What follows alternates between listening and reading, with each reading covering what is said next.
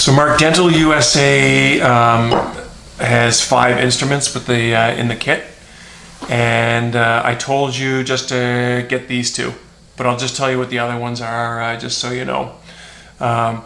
So there are 4 periotomes, and then with this other instrument, I guess it's a kind of a periotome. So with this one has a shape on it, like a what's the shape, guys? Oh, what would you call pick. that? Nah, like a spear, right? Spear, yeah. Yeah, it kind of has a spear-like end to it.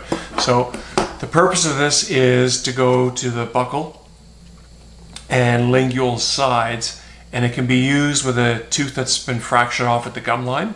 So that's the purpose of this. I never use this. I just use, for the same thing, I use these.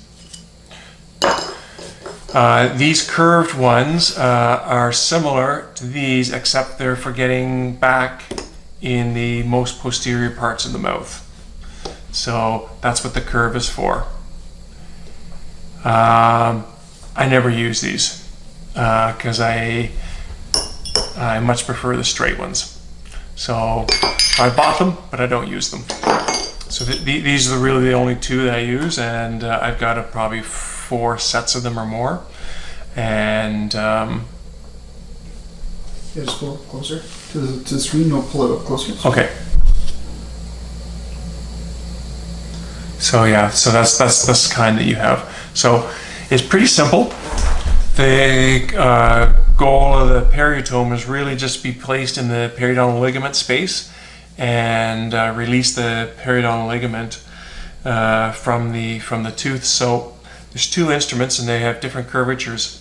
So all I really do with them is I'll go into a tooth and I will place this and push it down as deep as I can get into the periodontal ligament space and kind of give it a little wiggle, little twist, just so I can start to see a little bit of movement in the tooth.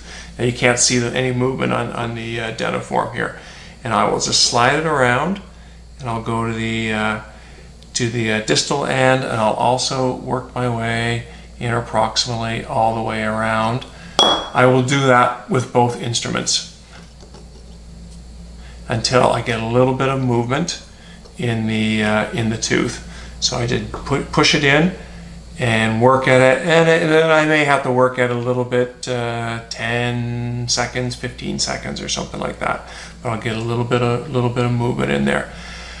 After I use these, I'll go on to my regular instruments that you have. Any like straight elevators that you have, I'll go in and start using these. And then any type of forceps that you have, I'll go in to start using the forceps. If I'm not getting a lot of movement in the tooth, I will go back and repeat. And I'll go back to this and use the periotomes again, loosen things up, and I'll again use both. And then go back and just kind of keep on repeating. And for me, these instruments have been game changers. They've makes the extractions a lot faster, a lot easier for me in my hands. I didn't tell you about these forceps, and I don't know the anatomy of the animal dentitions that you work on very well, but these instruments have also been game changers. But I would start with these, and if you like them, then you can kind of ask me about these instruments too. That they work really well. So give them a try, and if you've got any questions, just send me a text, and I will.